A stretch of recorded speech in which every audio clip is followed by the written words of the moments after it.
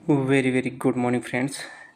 जो last topic बचा था सबसे ज़्यादा टेंशन देने वाला सब कुछ, क्योंकि ये टॉपिक नहीं एक सब्जेक्ट है पर्यावरण, जिसे समेटना क्या नाम 20 से 30 मिनट में बहुत नामुमकिन है। 20 से 30 मिनट में इसकी क्या नाम कहते हैं ना कि इसकी तो क्लासेस चलती हैं क्या नाम 6-6 महीने। इसको मैं आपको 3 से 4 वीडियो में कंप्लीट कराऊंगा। 30-30 मिनट के हमारे वीडियो होंगे और मैं कल परसों तक इसको ख़त्म कर दें। और मैथ वाले टेंशन ना लें, मैथ आपकी पर्यावरण मेरा टेंशनेबल टॉपिक था वो खत्म हो जाए, बस पर्यावरण खत्म हो जाए। मानसिक ब्रिज वो भी आपकी चलती रहेगी साथ साथ में, और टारगेट वो भी चलता रहेगा। उसके बाद क्या नाम जो आपकी मैथ और हाँ पोल्टी पोल्टी भी आपकी उसी टाइम पे चलती रहेगी। अब खुद सोचो कि मेरे पास कितना ज़्यादा काम है।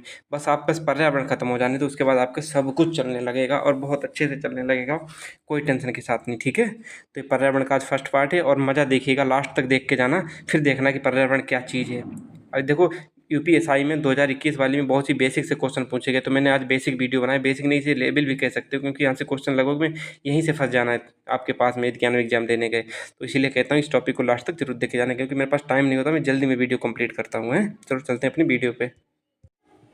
आप खुद दिखेगा कि हम कोई हमारे पास ना तो टाइपिस्ट है ना तो कोई, हमें खुद ही लिखते हैं अपने हाथों से। और खुद सोचिएगा कि मैं हाथों से लिखने के बाद कितना लिख पाऊँगा यार, हमारे भी हाथों की लिमिट है। और फिर अपनी पढ़ाई, फिर बैक पेन, बहुत समस्याएं होती हैं। आप शायद वीडियो बनाते तो आपको समझ में आता कि क्या से क्या हो। इतना आप सोचोगे नहीं कि मैं आपके लिए मतलब थंबनेल बनवाता हूँ क्या नाम अपनी खुद से अपनी जेब से पैसे देता हूँ। अभी कोई यूट्यूब नहीं देता, मैं तो स्क्रीनशॉट डाल दूँ आपको। लेकिन अब बस आपका, हमें बस और कुछ नहीं चाहिए, आपका प्यार और सपोर्ट चाहिए कि शेयर कर दिया करिए खूब, बस और कुछ नहीं चाहिए। बाकी आप कंटेंट में हमारी मेहनत को देखिएगा। तो पर्यावरण जो टॉपिक है आपका क्या नाम यूपीपी का सिलेबस से एक क्वेश्चन आता है, और क्या नाम टॉपिक वाइज कर लोगे तो बहुत मज़ा आएगा। और क्या नाम कुछ ज़्यादा हार्ड भी नहीं है टॉपिक है। तो चलते हैं इन्वायरमेंट। इन्वायरमेंट का हिंदी में तो पर्यावरण, पर्यावरण क्या है, परि प्लस आवरण। पर्यावरण को संधि विच्छेद करो, परि प्लस आवरण आएगा, परि प्लस आवरण। यह फ्रेंच भाषा के शब्द क्या नाम इन्वायर से बना है, तो जिसका अर्थ है घिरा हुआ। परिवृत्त मतलब पर प्लस आवरण, इसको ब्रेक करोगे तो क्या आएगा, परि प्लस आवरण। तो इसे में क्या हो जाएगा, पर्यावरण। मतलब परि मतलब चारों तरफ से, आवरण मतलब एक घिराव, तो इसे क्या होगा, घिरा हुआ। तो हमारे पृथ्वी के चारों तरफ जो भी चीज़ें पाई जाती हैं गुरुत्वाकर्षण के अंतर खिंचाव में, तो वो पर्यावरण है। जो गैसें हैं, हवा है, सब कुछ है, क्या है, पर्यावरण है। तो पर्यावरण आप लोग समझ गए होंगे, ज़्यादा कुछ इसमें है नहीं।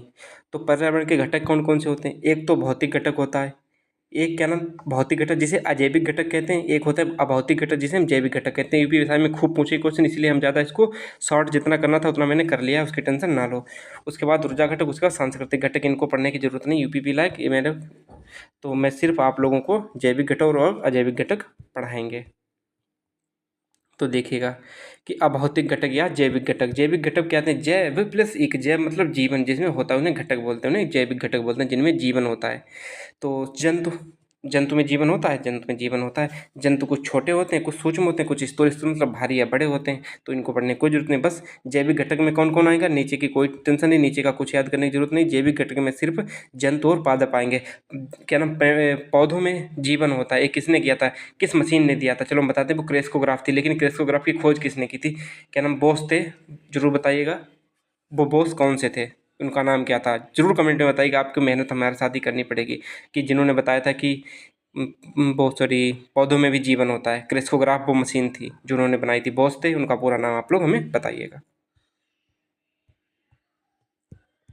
तो मैं जो पर्यावरण पढ़ा रहे थे उसमें क्या है कि पर्यावरण, तो इसमें क्या ना मैंने रेड से थोड़ा लिख दिया था, तो इसीलिए थोड़ी दिक्कत होगी। प्लीज़ एक दो ही पेज हैं, ज़्यादा नहीं है, ठीक है।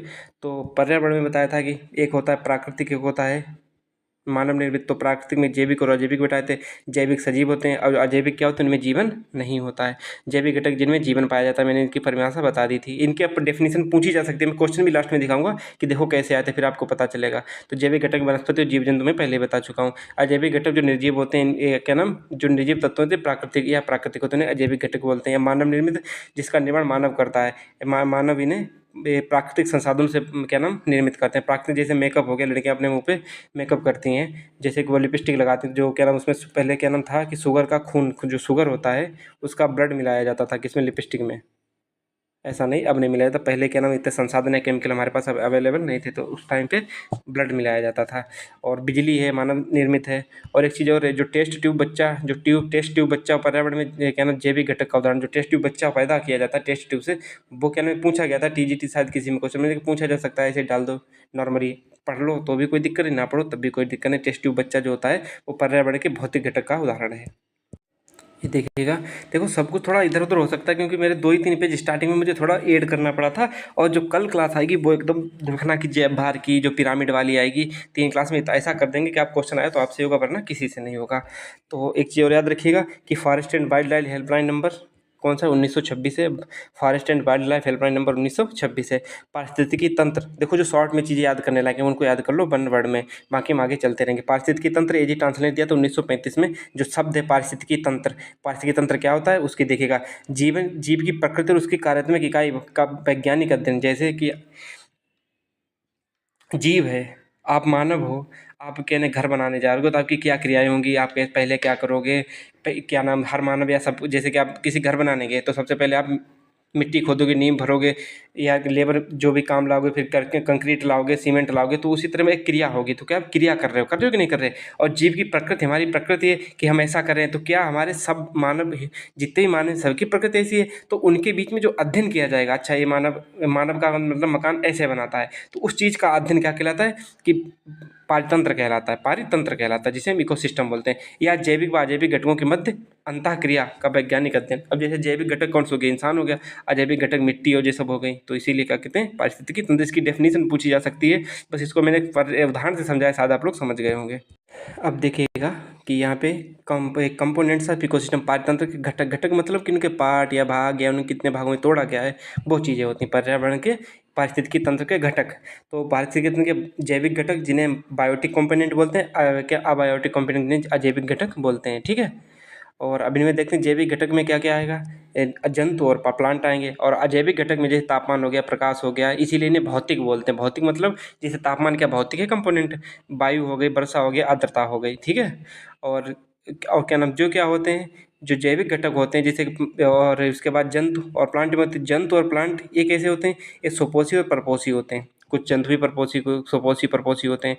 जैसे ऑटोफोन्स वो, हाँ, हेटेरोट्रोप्स और ऑटोट्रोप्स। तो क्या हो गया सुपोषी और परपोषी। सुपोषी और परपोषी क्या होते हैं, अब देखो बायोटिक कंपोनेंट क्या होते हैं कि वह घटक जिनमें जीवन होता है उसे जैविक घटक कहते हैं। इसके अंतर्गत एनिमल और प्लांट आते हैं। मतलब कि डेफिनेशन याद रख लेना, और कुछ भी ज़्यादा नहीं इनमें करने लायक है। मैं इतना कहता हूँ, मेरी 3 4 क्लासेस आज थोड़ी शायद इंटरेस्टेड ना क्लास हो, यदि लगी हो इंटरेस्ट तो कमेंट करके बताइए कि आपका कमेंट ही हमारे लिए मोटिवेशन होता है, आपका सपोर्ट ही हमारे लिए सब कुछ होता है। तो इसीलिए मैं चीज़ कह रहा हूँ कि देखना है क्लास कितनी मस्त जाएंगी, 3 की तीनों क्लासें। और बायोटिक कंपोनेंट एक घटक जिसमें जीवन होता है, ये तो मैंने बता ही दिया, ठीक। उसके बाद ऑटोफोन सोपोसी बोलते हैं, सोपोसी सो मतलब स्वयं, पोषण मतलब पोषण बनाने वाले, अपना भोजन बनाने वाले। सोपोसी का मतलब ऑटोफोन्स मतलब अपने लिख लेना वहाँ पे, ऑटोट्रोप्स का मतलब सोपोसी होता है। तो इसमें क्या है, जो अपना भोजन स्वयं बनाते हैं उन्हें सोपोसी बोलते हैं। पौधे बैक्टीरिया, पौधे और बैक्टीरिया अपना भोजन स्वयं बनाते हैं। प्रकाश CO2 H2O, देखो कार्बन डाइऑक्साइड, जल और क्लोरोफिल के माध्यम से अपने भोजन का निर्माण करते हैं। इन्हें प्रोड्यूसर कहते हैं या इन्हें ही उत्पादक बोलते हैं। सुपोषी को ही उत्पादक बोलते हैं। सुपोषित घटक विकिरण ऊर्जा को रासायनिक ऊर्जा में बदलते हैं। ये पॉइंट जरूर याद रखना, क्वेश्चन 3 4 जगह पूछा गया है कि जैसे जो हमारे पौधे हैं वो भोजन बनाते हैं, उनसे विकिरण ऊर्जा सूर्य से में क्या किरणें तो मिलती हैं, तो किरण जो होती है वो रासायनिक, रासायनिक मतलब खाना बनाने में, तो जो विकिरण ऊर्जा है वो रासायनिक ऊर्जा में चेंज होती है। और एक चीज़ और देख लीजिएगा कि अकार्बनिक पदार्थ को कार्बनिक में बदल देते हैं। हाँ, जैसे अकार्बनिक पदार्थ हैं उनको कार्बनिक में बदलते हैं। जैसे जल है अकार्बनिक पदार्थ है, इसको क्या नाम भोजन बनाने के बाद कार्बोहाइड्रेट बनेगा, उसमें क्या होगा कार्बन होगा। तो इस चीज़ से समझ सकते हो। अब हेटेरोट्रोफ मतलब परपोषी, वे जो अपना भोजन के लिए सुपोषित घटक पर आधारित होते हैं, मतलब दूसरों पर आधारित होते हैं। जैसे कि परजीवी क्या हो गया, जैसे बकरी है, जैसे कि बकरी है तो वो किस पे डिपेंड होगी, घास, और घास क्या है सुपोषित है, और ये क्या बकरी क्या हो गई परपोषित हो गई, परपोषी मतलब दूसरे पे डिपेंड होने वाली। तो इसमें ज़्यादा कोई डेफिनेशन में है नहीं। उसके बाद आगे कंज्यूमर, कंज्यूमर मतलब उपभोक्ता। अब इनमें क्या होता है, नग्न आंखों से देखे जाने में, जो नग्न आंखों से नहीं देखे जा सकते, इनमें क्या याद करने की कोई ज़रूरत नहीं है, बस मैंने एक आपको खाका बना के दिखा दिया है। अब देखो मैंने क्या किया था कि आपके जैविक घटक पे बात कर ली थी, अजैविक घटक पे क्या बात करनी थी, भौतिक। अजैविक घटक कौन कौन से होते हैं, भौतिक घटक होते हैं, कार्बनिक होते हैं, अकार्बनिक होते हैं। उसके बाद क्या उत्पादक वनस्पति, सूर्य, देखो भोजन कैसे बनता है, सूर्य से ऊर्जा लेता है कौन, पौधा। क्लोरोफिल की उपस्थिति में CO2 लेता है, उसके बाद भोजन जो पादप का भोजन है वो बन जाता है। और इन्हें पृथ्वी पर प्राथमिक ऊर्जा निर्माता कहते हैं। किन्हें? पौधों को प्राथमिक ऊर्जा निर्माता किसे कहा जाता है? पौधों को या सुपोषी को कहा जाता है प्राथमिक ऊर्जा निर्माता। अब देखो उपभोक्ता, उपभोक्ता कितने प्रकार के होते हैं जिन्हें कंज्यूमर कहते हैं। कंज्यूमर 3 प्रकार के होते हैं। प्राथमिक उपभोक्ता जैसे गाय भैंस, जो क्या नाम ऐसे देखो मैं डेफिनेशन इसके लिए नहीं लिख के लाया हूँ जिससे कि आपको क्या नाम सॉरी इससे एग्जाम्पल से आपको कन्फर्म हो जाए कि प्राथमिक उपभोक्ता क्या होते हैं। जो प्राथमिक उपभोक्ता होते हैं वो शाकाहारी थे। शाकाहारी मतलब शाक मतलब सब्जी, सब्जी मतलब कि पेड़ पौधों पर डिपेंड करें। तो गाय को कभी अपने मांस खाते थे देखा है तो क्या हो गया? शाकाहारी। यूपीएसआई में क्वेश्चन पूछा गया था कौन सा जंतु शाकाहारी है, तो वो आपको सारे पता होंगे, ज़्यादा लिखाना है नहीं। द्वितीय क्या होते हैं? मांसाहारी। द्वितीय क्या होते हैं? मांसाहारी, शेर और चीता। और तृतीय क्या होते हैं? सर्वाहारी। सर्वाहारी तृतीय को जिन्हें हम सर्वाहारी बोलते हैं, आदमी और कुत्ता, आदमी और कुत्ता। उसके बाद देखो अपघटक क्या होते हैं। अपघटक की क्या जरूरत पड़ी, जो प्रकृति ने अपघटकों को भी बनाना पड़ा। अपघटक का मतलब जैसे कि प्राथमिक, द्वितीयक और तृतीयक, ये तीनों जब क्या नाम कंज्यूमर उपभोक्ता मर जाते हैं या खत्म हो जाते हैं उनको क्या नाम डिस्पोजल, मतलब उनको डिस्पोज, इनको खत्म। घटक मतलब अपघटक मतलब उन्हें गला सड़ाकर खत्म करने का काम कौन करता है? अपघटक, जिसे हम क्या नाम कवक और शैवाल बोलते हैं। जैसे कोई चीज़ जानवर मर जाता है तो उसमें सड़न पैदा होती है, तो वो क्या होते हैं? छोटे छोटे शैवाल या कवक ही होते हैं जो इस चीज़ को नष्ट कर देते हैं, तो उन्हें क्या बोलते हैं? अपघटक। अपघटक उन्हें बोलते हैं। तो अपघटक समझ गए होंगे। तो इन्हें पोषण का चक्रदाता भी कहते हैं। चक्रणदाता, चक्रणदाता मतलब कि अब जैसे कि खुद सोचो, जैसे कोई जानवर मर गया, जानवर मर गया, अब क्या नाम उसके शरीर को है, उसके शरीर को अपघटक क्या नाम अपघटित कौन करेगा? यही तो करेंगे अपघटक। यदि ये अपघटित ना करें तो जानवर सारे इकट्ठे होते चले जाएंगे, पृथ्वी भर जाएगी। भर जाएगी कि नहीं भर जाएगी? तो चक्रण कौन करता है? तो इसीलिए इन्हें अपघटक को इन्हें पोषण का चक्रणदाता कहते हैं। मतलब एक चक्रीय क्रम। चक्रीय क्रम जैसे कि घास हुई, घास को किसने खाया? भैंस ने, हैं। अब भैंस को किसने खाया? शेर ने। शेर मर गया, किसने? अपघटक ने। किसमें मिला दिया? मिट्टी में। मिट्टी में मिला दिया और मिट्टी से फिर घास, एक चक्र बन गया कि नहीं? चक्र बन गया। तो इसे बोलते हैं चक्रण। शायद मेरे समझाने का तरीका आप लोगों को समझ में आ रहा हो, क्योंकि मैं बहुत जल्दी में सोच रहा हूँ 3 क्लासेस खत्म हो जाए, मेरे पे इतना प्रेशर है, तो हम क्या क्या ही कह सकते हैं। और ये क्या नाम, इन अपघटक को ही क्या बोलते हैं? मृतपोषी या अपरदभोजी। अपरदभोजी मतलब कि इनको क्या नाम अपरदित मतलब क्या नाम अपघटित कर देते हैं, इसीलिए इन्हें अपरदभोजी कहते हैं। अब अजैविक घटक। अजैविक घटक में आपको मैंने बता ही चुका था कि प्रकाश, तापमान सब कुछ होता है, पहले ही बता चुका हूँ आपको। एक चीज़ और याद रखना, वो इको सिस्टम था, वो मतलब पारिस्थितिकी तंत्र था, और ये इकोलॉजी, इकोलॉजी मतलब पारिस्थितिकी है ये, ठीक है। उसको अर्नेस्ट ने दिया था, क्या नाम उसको कितने आज ही टेंशन ने दिया था, और इसे क्या नाम अर्नेस्ट हेकल ने दिया है। पारिस्थितिकी याद रखना है, दोनों अलग अलग वर्ड हैं।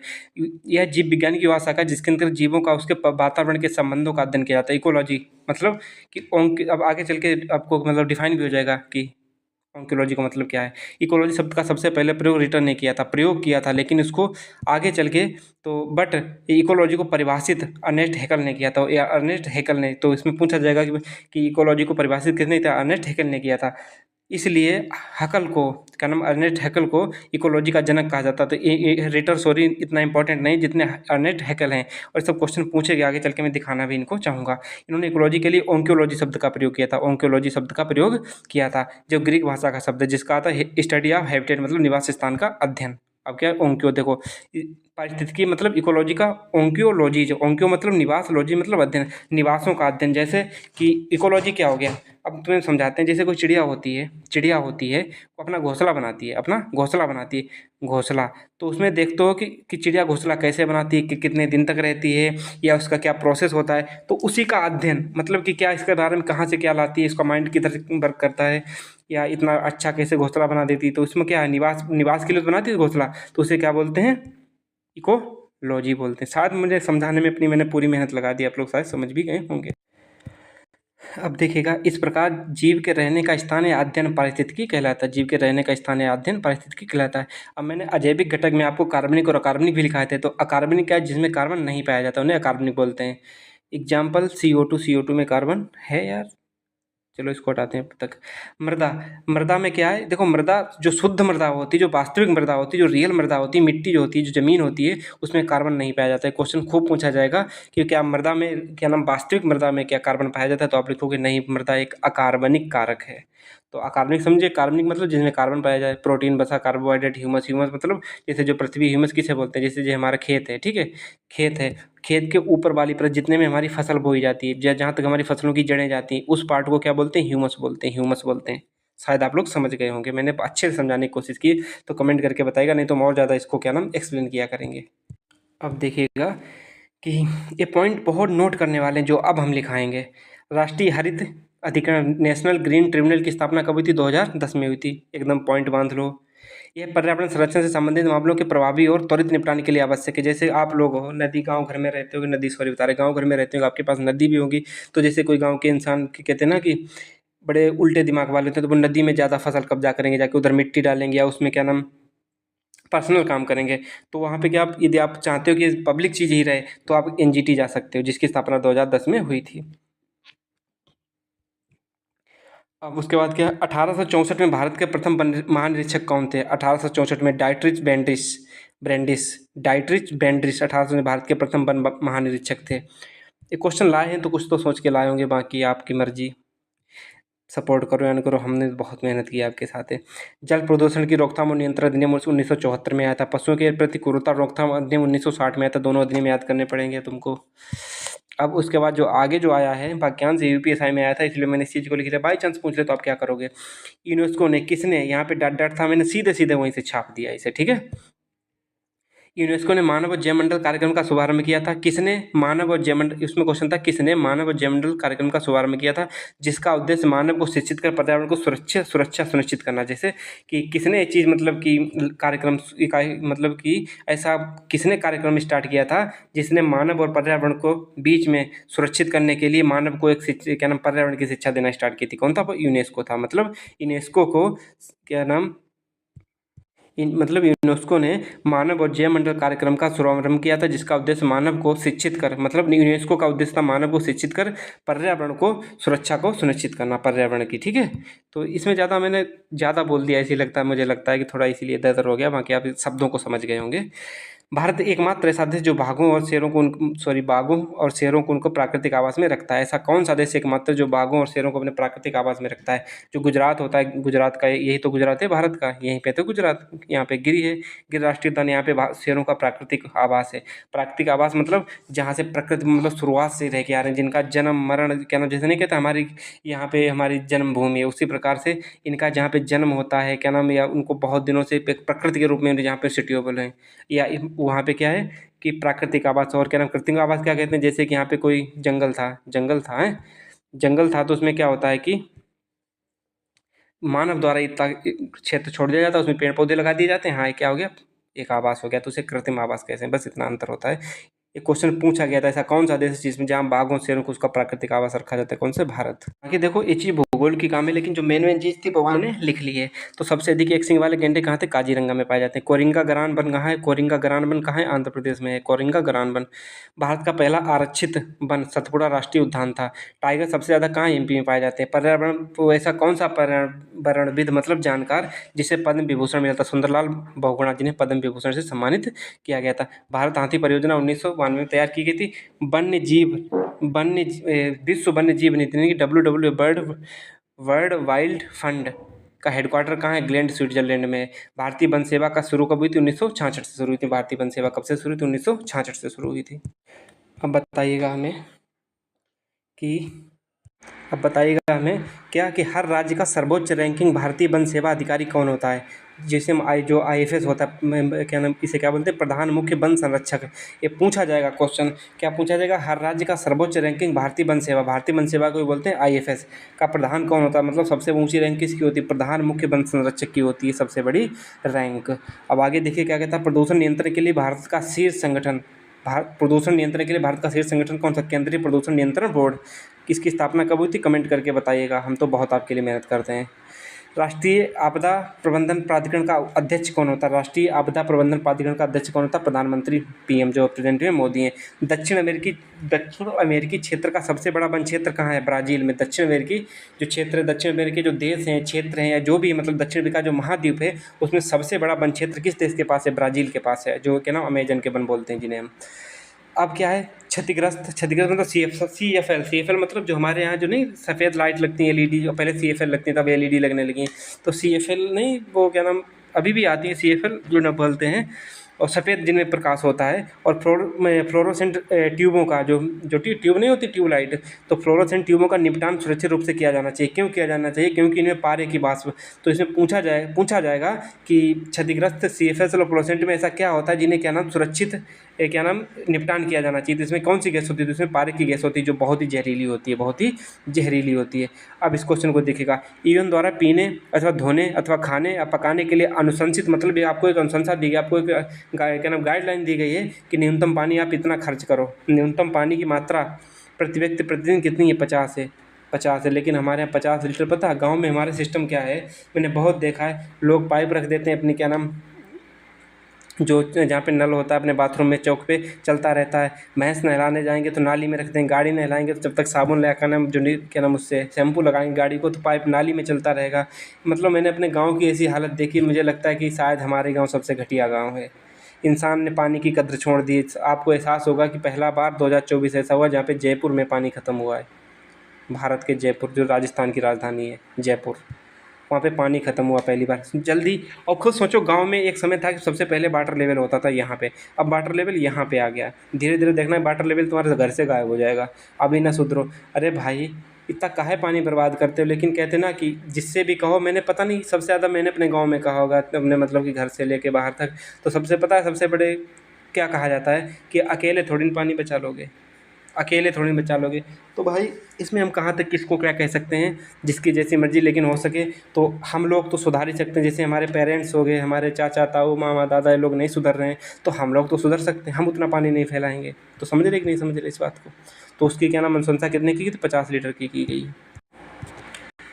उत्तरी अमेरिका महाद्वीप में कनाडा के वनभूमि का क्षेत्र उसके कुल भूमि के क्षेत्रफल के कितने क्षेत्रफल के परसेंटेज के रूप में सर्वाधिक है। इस बात को समझना कि उत्तरी अमेरिका महाद्वीप में कौन सा देश है? कनाडा। कनाडा के वनभूमि का क्षेत्र, जो उसका कनाडा देश है, उसकी वनभूमि का क्षेत्र उसके कुल भूमि के क्षेत्रफल के रूप में सर्वाधिक है। सर्वाधिक मतलब कि ऐसे समझो कि जैसे कि ये कनाडा है, इस कनाडा का क्षेत्रफल 100 है, टोटल मतलब 100 मान लिया।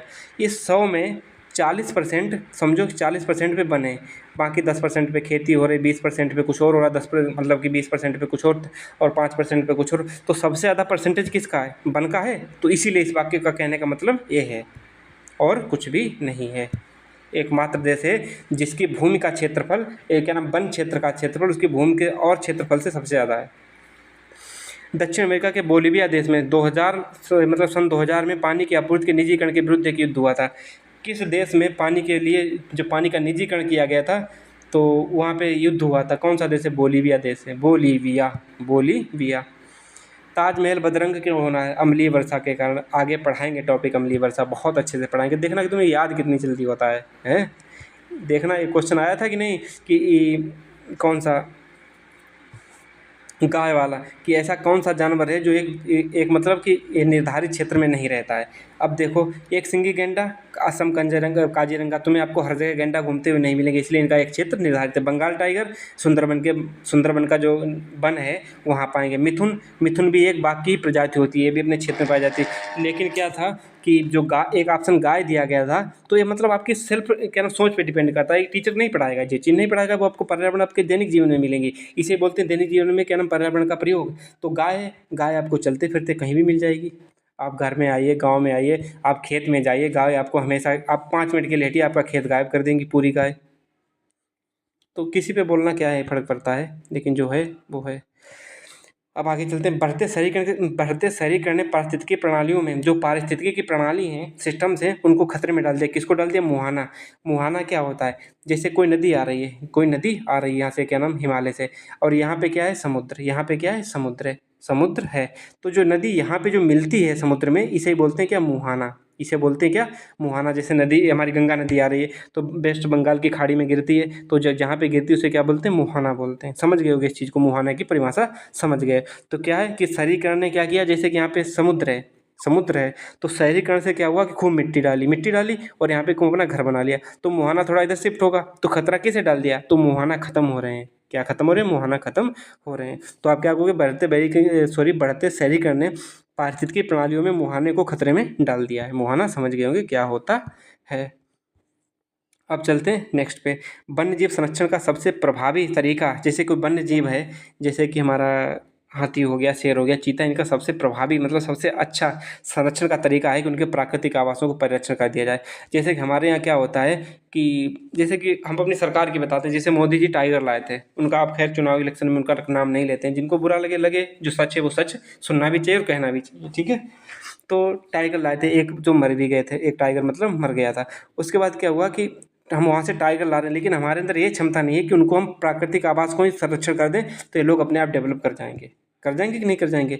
हम लोग क्या टाइगर को लाते हैं, लेकिन हम अपने जो वन है उनको संरक्षण नहीं कर पा रहे हैं। तो सबसे बेस्ट संरक्षण का तरीका होता है, जैसे आप खुद सोचो कि आप दुनिया में कहीं भी जाओगे, दुनिया में कहीं जाओगे, आपके घर का क्या नाम, चाहे कच्चा मकान हो, छप्पर पड़ा हो मकान पर, लेकिन आपको नींद सबसे अच्छी आपके घर में आएगी। मैं चाहे तो आपको उस दिन शायद कि आपको महलों में लिटा दिया जाए, लेकिन दूसरे घर अचानक पहुंच जाए तो आपको नींद नहीं आएगी। इस चीज़ को मेरा समझना, तो इसका मतलब क्या है, आपका घर आपका प्राकृतिक आवास है, आपका प्राकृतिक संरक्षण, जहाँ पे आपको माइंडली, मेंटली और फिजिकली हर तरीके से आपको डेवलप करेगा, चाहे हमारा घर कच्चा ही क्यों ना हो।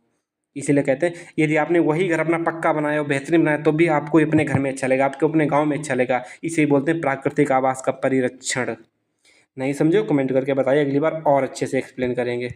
अब देखना, दो जातियों के बीच, दो मतलब कम्युनिटी, मतलब कि इसमें क्या नाम, पर्यावरण में पर जैसे कि दो जाति हो गई। अभी पहले पूरा पढ़ लें फिर इसको एक्सप्लेन करेंगे। दो जातियों के बीच पारस्परिक क्रिया में परजीविता होने पर एक को लाभ एक को हानि होती है। सोचना, एक क्वेश्चन पूछा गया था कि जब दो जातियों के बीच पारस्परिक क्रिया होती तो कि लाभ होता है या खाली हानि होती है, या लाभ या हानि होती है। पता है, इस चीज़ को आप एग्जाम्पल लेके वहाँ पे जब एग्जाम हॉल में बैठे तब भी सोच सकते हो, बस हमारी सोचने की क्षमता पे डिपेंड करता है। और हमारी सोचने की क्षमता इसलिए खोती जा रही है क्योंकि हमने ऑनलाइन इतना ज़्यादा टीचरों पे भरोसा कर लिया कि सब कुछ हमारा बर्बाद होता जा रहा है। और बल्कि हम जब किताबों से पढ़ेंगे ना, देखो मैं सच कहता हूँ, जो किताबों से पढ़ेगा वो सिलेक्शन को, उसका माइंड वहाँ पे काम करेगा कि हाँ इस चीज़ को इस तरह के कर सकते हैं। जैसे कि अब दो दो क्या नाम, पारस्परिक क्रियाओं के बीच किसको एक को हानि, एक को मतलब लाभ होगा। अब जैसे ये है, यहाँ पे हमारा जंगल है, यहाँ पे हमारा एलिफेंट, एलिफेंट मतलब हाथी। अभी हाथी मतलब यार ज़्यादा बड़ा हो जाता है। तो क्या लेते हैं, चलो हम एक जंगल ले लिया, हमारा ये जंगल है, इसके अंदर आपके अंदर गाय है, गाय हो सकती है वरना खा तो जाते हैं, चलो गाय मान लो, भैंस मान लो, कुछ भी। यहाँ पे क्या नाम क्या है, शेर। हालांकि शेर शिकार नहीं करता, शेर नहीं करती है। शेर ने इसे खाया, शेर ने इसे खाया, तो गाय को तो हानि हो गई, गाय की हानि हो गई, लेकिन लाभ किसको हुआ, शेर को। तो एक बार हानि एक बार लाभ होता है। यही चीज़ यहाँ पे मैंने एक्सप्लेन करनी चाहिए, आप अच्छे से समझ गए होंगे। अब आगे चलते हैं। अब पूछा जाएगा कि SO2 का उत्सर्जन किस संयंत्र से होता है, तो बिजली संयंत्र से SO2 का, वो क्या नाम, सल्फर डाइऑक्साइड का उत्सर्जन होता है। किससे, बिजली संयंत्र। यहाँ पे संयंत्र लिखा होगा तो आपको वहाँ पे बिजली ऑप्शन चूज करना। वृक्ष की उम्र जानने के लिए उसे वार्षिक बलियों को गिना जाता है। वृक्ष की उम्र जानने के लिए क्या किया जाता है, जैसे वार्षिक बले होंगे। अब जैसे सबसे अच्छा लिप्टिस लीजिएगा, ये लिप्टिस का पेड़ है, ठीक है, ये लिप्टिस का, लिप्टस बोलते हैं उसे, क्या बोलते हैं यार, यूकेलिप्टस बोलते हैं, लिप्टस का पेड़ है। तो उसमें क्या होगा कि आप लोग जब जाओगे तो इसमें एक परत ये होगी, एक परत ये होगी, एक परत ये होगी, एक परत ये होगी। जब इनमें क्या नाम ऐसे छुटाओगे, ऐसे करके ऐसे, तो जब क्या नाम जो इनकी परतें छूटेंगी, जैसे कि एक एक बले बले मतलब गोला, एक गोला छूट गया, ये वाला गोला छूट गया तो मतलब 1 साल का, एक और गोला निकला तो 2 साल का। तो बले काउंट कर लो तो उनकी क्या नाम उम्र का पता चल जाता है। तो प्रोजेक्ट टाइगर कब स्टार्ट हुआ, तो 1973 में स्टार्ट हुआ था प्रोजेक्ट टाइगर। कैडमियम से कौन सा रोग होता है, इटाइटाई रोग होता है। तंत्रिका संबंधी रोग किसकी कमी किससे होता है, सीसा के कारण। देखो जो लड़कियां ना क्या नाम मैगी बर्गर पिज़्ज़ा पता नहीं क्या नाम उल्टा सीधा कुछ भी खाती रहती हैं, लड़कियां ज़्यादा खाती हैं। आज तक मेरा रिकॉर्ड है, मैं कोल्ड ड्रिंक नहीं पीता हूँ ना, समोसा चलो बाई चांस को अलग चीज़ होती है, लेकिन हाँ मैं खाता नहीं हूँ ये चीज़ें, क्योंकि पता है इसमें शीशा हर चीज़ में मिलेगा, शीशा नहीं मिलेगा तो तुम्हें टेस्ट नहीं आएगा। अब जैसे लड़कियाँ जाएंगी चाउमीन खाएंगी, उसके बाद पता नहीं मोमो खाएंगी, मोमोज को मोमो कर दिया मोमो। इन्हें मोमो बहुत अच्छे लगते हैं, और पता नहीं खुद पतली होंगी, तीखा इतना खाएंगे कि कहते हैं ना कि हम जैसे मीठे लोग जैसे खाना पसंद करते, खाने तो ऐसा लगता है कि बिजली का करंट मार दिया। सबसे ज़्यादा तीखा लड़कियाँ खाती हैं। तो चीज़ कम खाना शुरू कर दो वरना तंत्रिका संबंधी रोग हो जाएगा मेरी प्यारी बहनों। और जुगाली करते समय जानवर, और इस चीज़ को लिख लेना, जुगाली करते समय जानवर धान का खेत से और दलदली भूमि से, धान के खेत से या दलदली भूमि से कौन सी गैस निकलती है, मेथेन, जिसे हम CH4 बोलते हैं। इसको याद करना, CH4 धान के खेत से निकलती है, दलदली भूमि से निकलती है, जुगाली करते समय जो जानवर जुगाली करता है। जिस पता है मैंने इस चीज़ को थोड़ा लिख लिया है यहाँ पे। जैसे हमारे पर्यावरण को बचाने के लिए राष्ट्रीय तथा अंतर्राष्ट्रीय प्रयास किए जा रहे हैं और किए गए हैं, ठीक है। तो सॉरी, अंतर्राष्ट्रीय प्रयास में एक संस्था बनाई गई, IUCN।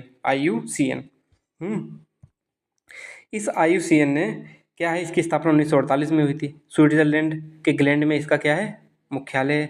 तो 2018 में एक क्वेश्चन आया था, वो हम भी दिखा देते हैं। हमारा भैया जो उस टाइम पे पेपर देने गए थे, उन्हीं की क्या नाम, उनका ये पेपर है, तो मैंने फाइल निकाल ली तो उससे चीज़ निकल के आई थी है। तो हम उस टाइम पे कॉलेज में थे, 2018 में बात है। तो भैया ने कहा कि फ़ोन किया, तो हम उस टाइम पे क्या नाम लाइब्रेरी में थे। तो उन्होंने कहा क्या कर रहे हो, तो लाइब्रेरी में फ़ोन तो अलाउ नहीं होता, लेकिन हर तुम जानते हो हर जगह बुक के अंदर रख के चल जाता है। देखो काम सब किए हैं, सब ने किए हैं, तो उसमें हम तो अपनी चोरी बता रहे हैं। तो वहाँ पे हम जब बुक चलाते और मैं पर्यावरण की आप जब भी ग्रेजुएशन में होंगे या कहीं भी ग्रेजुएशन करोगे, तो वहाँ पे एडिशनल सब्जेक्ट पर्यावरण होता है, जिसे इन्वायरमेंट बोलते हैं। तो उन्होंने कहा क्या कर रहे हो, मैंने कहा कि कुछ नहीं, रेड डाटा लिस्ट पढ़ रहे हैं। उन्होंने कहा ये क्या होता है रेड डाटा लिस्ट, मैंने कहा कुछ नहीं, ये पर्यावरण में रेड डाटा लिस्ट पढ़ रहे हैं। अच्छा कि ये क्या होता है, फिर मैंने बताया कि ये चीज़ होती है। और खुदा न खास्ता ये चीज़ मैं उनसे कहलवा, मतलब कि हो सकता है आपको बिलीव ना हो, लेकिन जब जब भी उन्होंने क्वेश्चन देखा था, तो पेपर देने के बाद कहते कि यार कि तुम उस टाइम पे हमारा क्वेश्चन पढ़ रहे थे, पेपर पढ़ रहे थे, कि हमें क्यों नहीं बताया तूने। तब ये चीज़ बताई थी कि रेड डाटा लिस्ट क्या नाम इससे संबंधित है, और मैंने ये चीज़ लिखी थी। तो क्या हुआ, इस देखो रेड डाटा लिस्ट कौन जारी करता है, इसमें पूछा जाएगा। देखो वो यूपीपी 2018 का क्वेश्चन था, जो पीछे मैंने दिखाया था। ये मत भूलना कि को बड़ा पता नहीं कहाँ से कंटेंट लाते हैं। कंटेंट तो ऐसा लाते हैं जहाँ बुक्स में नहीं मिलेगा। बुक में मतलब एक बुक में नहीं मिलेगा, बाकी हमको भगवान थोड़ी नहीं, एकदम अपने माइंड से डाउनलोड करके दे देते हैं, क्वेश्चन आएगा। तो इसकी स्थापना स्विट्जरलैंड ग्लैंड में हुई थी, 1948 में हुई थी। इसका मुख्य कार्य पौधे में जंतुओं के लुप्त होने से बचाना है। देखो कार्य है कि नहीं, राष्ट्रीय तथा अंतर्राष्ट्रीय संगठन। तो मतलब धीरे धीरे हम 2-2 3 दिन करके सारे करा देंगे। तो 1969 से IUCN ने संकटाग्रस्त प्रजातियों हेतु रेड डाटा बुक, मतलब संकटाग्रस्त मतलब जिन पे संकट आ चुका है कि 1-2 साल में प्रजाति खत्म हो जाएगी, तथा दुर्लभ प्रजातियों तो ग्रीन डाटा बुक जारी की थी। तो रेड डाटा बुक यहाँ पे लिखा है कि नहीं, तो वही बुक वहाँ पे पूछी गई थी। IUCN का full form international union for the conservation of nature, conservation of nature. तो बाय बाय, टेक केयर, मिलते हैं नेक्स्ट वीडियो में। अपना सपोर्ट बनाए रखिएगा। 30-30 मिनट के आपके लगभग में 3 वीडियो होंगे। आपका पर्यावरण खत्म हो जाएगा कल परसों, और उसके बाद देखो टारगेट आपका 1 जून से स्टार्ट होगा। 1 जून से आपको क्या नाम धीरे धीरे हर चीज़ मिलने लगेगी, ठीक है। और आपकी एग्ज़ाम डेट में इसलिए स्टार्ट में बता रहा हूँ कि एग्ज़ाम डेट वही देखा होगा जो क्या नाम लास्ट तक वीडियो आया होगा यहाँ तक देखने। तो मैं आपको एग्ज़ाम डेट के बारे में बता देना चाहता हूँ कि आपका एग्ज़ाम की डेट क्लियर हो जाएगी, नहीं बताई जाएगी, लेकिन लास्ट जुलाई और अगस्त तक आपका एग्ज़ाम 100% हो जाना है। क्यों, एक चीज़ और बता रहे, आपकी जो UPSI की वैकेंसी थी, जो रेणुका मैम थी, बहुत अच्छी मैम थी, अपनी छाप साफ छबकी थी। वैकेंसी आपकी जुलाई और अगस्त में 100% आपकी वैकेंसी आनी थी, लेकिन उनके जाने से पता क्या हुआ कि सारा स्टाफ बदल दिया गया भर्ती बोर्ड का। केवल एक लोग बचे, प्रेमचंद्र सर, जो क्या नाम पुराने हैं स्टाफ में, बाकी पूरा पूरा चेंज बोर्ड हो गया, क्योंकि नकल को ये नहीं रोक पाई थी रेणुका मैम। समझे कि नहीं समझे। तो ये पूरा, और ये इस भर्ती को प्रायोरिटी पे ले रही थी रेणुका मैम, प्रायोरिटी पे। लेकिन क्या करें, और ये चाहती भी नहीं थी, लेकिन सरकार की भी क्या गलती विचार। लेकिन हमारे समाज में ऐसे चिलगोजे, इनको क्या किया जाए। देखो सरकार की एक गलती है, सरकार पेपर नहीं लीक कराती, लेकिन गलती है कि सरकार को पैसा जाता है, और जो पैसा जाता है वो को तो समझते हो कैसे जाता है। और इनको एक बार अच्छे से क्या नाम कानून बना दो, हर चीज़ पे कानून बन जाते हैं। तुम्हारा इलेक्शन का रिजल्ट आ जाता है टाइम पे, ऐसा क्या होता है कि इसका रिजल्ट नहीं आ सकता है। भाई इनको कानून के 1-2 को फांसी की सजा दो, ऐसा कानून बना दो, फांसी की सजा होगी सीधे। देखो नहीं होता भाई, कोई ये तो है नहीं, ये तो मानव जाति के लिए एक चीज़, मतलब एक अच्छी चीज़ है ना। इसमें मानवाधिकार हस्तक्षेप करेगा भाई, जब कानून बना, कानून में कभी मानवाधिकार हस्तक्षेप नहीं कर सकता है। क्या ये चीज़ कानून, सीधे फांसी दो, लिप्त पाया जाए, हटाओ, जाओ फुर्सत, जाओ भगवान के यहाँ पे भगवान का पेपर लीक करो जाके। सरकारों की है गलती, मानता हूँ, कोई भी सरकार आई हो। तो बाय बाय, टेक केयर, मिलते हैं नेक्स्ट वीडियो। वीडियो लंबा हो जाएगा, इसलिए मैंने जल्दी पढ़ाया, कुछ कमी रहेगी उसके लिए सॉरी, माफ़ी चाहते हैं। And bye bye, love you all. मिलते हैं नेक्स्ट वीडियो में, पार्ट 2 में। उसमें हम जैब भार पढ़ाएंगे, पिरामिड पढ़ाएंगे, सब कुछ पढ़ाएंगे, अच्छा पढ़ाएंगे, और ऐसा पढ़ाएंगे कहीं जो कोई ने नहीं पढ़ाया होगा। ठीक है, bye bye, love you all.